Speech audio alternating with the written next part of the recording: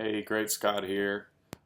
Sharing 3 attacks from Clan War League. The first is by Overkill. He got 699% destruction on 7 attacks, so did really well in Clan War League. His hit reminds me of our previous post with Dragon Mage, who got a perfect Clan War League using Siege Barrack on one side, Queen on the other, a Druid, a Valk, Root Rider at each corner, 12 and 9 o'clock, and spams his army in between. Uses 2 Apprentice Wardens, a few Skellies, 3 Overgrowth spells, which is used on the core in the center later on. He does a nice job pushing and waiting on that first Overgrowth until that mono might start hitting his army. Then his army splits.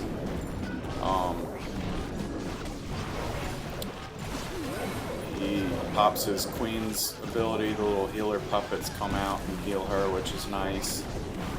She has the frozen arrow, so she's able to take out that Royal Champ with ease, and this Ricochet. Majority of his army goes towards 3 o'clock, and they wrap around. He uses this last Overgrowth, and everybody's just kind of chilling, waiting on the time for it to not be overgrown. But yeah, 699, that's 6 3-stars and 1 99% 2-star, I think. But good hit on this.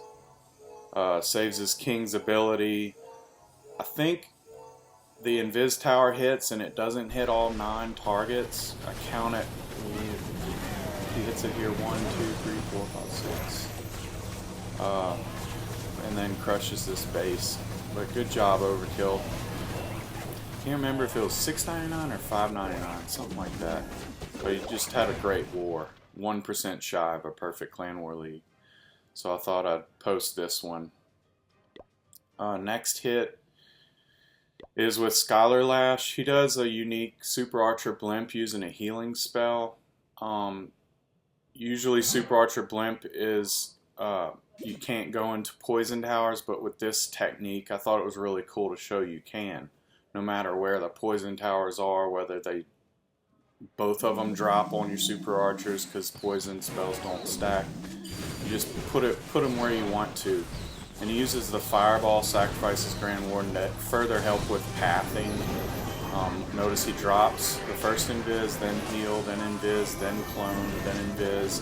Saves the Rage for the end because the Rage only lasts so long, and he has 7 invisible spells, so he has plenty of time. If you can see the health status of the Super Archers, they heal fully up, which is really nice.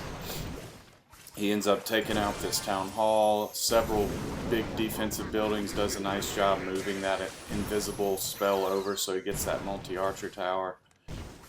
He doesn't finish off that poison tower, but at least he causes it to eject, and then he pushes from the 12 o'clock spot into it so he'll get to it quicker so it won't reload.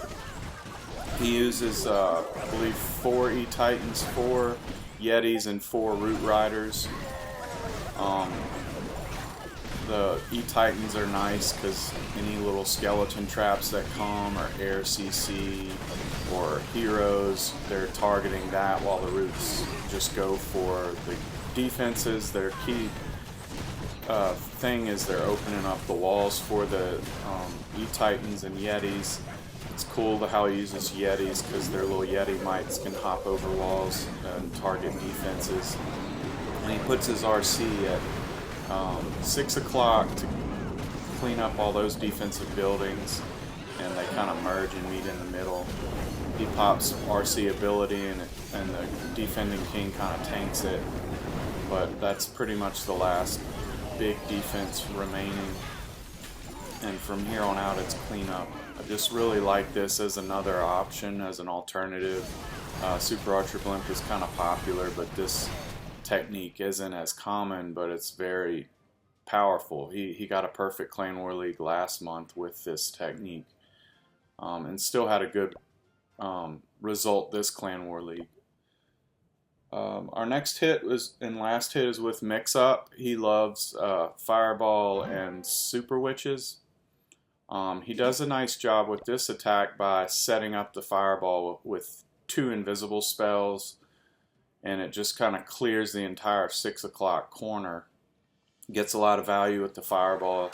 It's max, so he only uses 1 Earthquake. Has the Rage gem on the Grand Warden, and the Unicorn's healing it.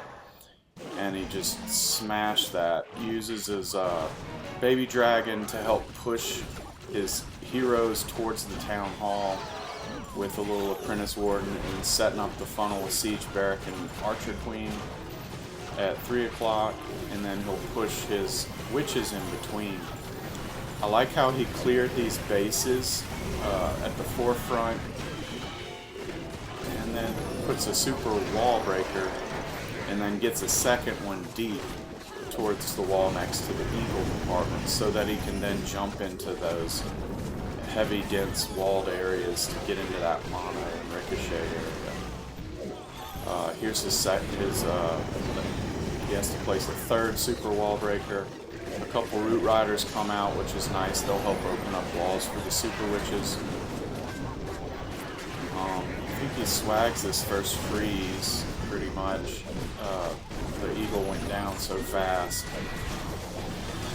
Sends a couple more Druids, so they're helping heal. I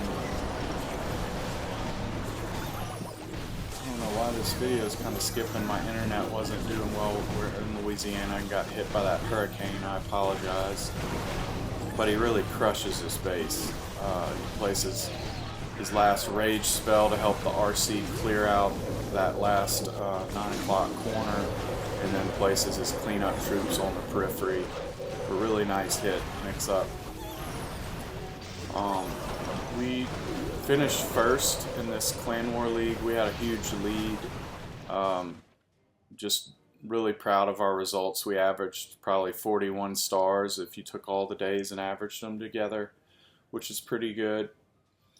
But yeah, I appreciate this Clan War League and these team members. I think we did really good as a team overall.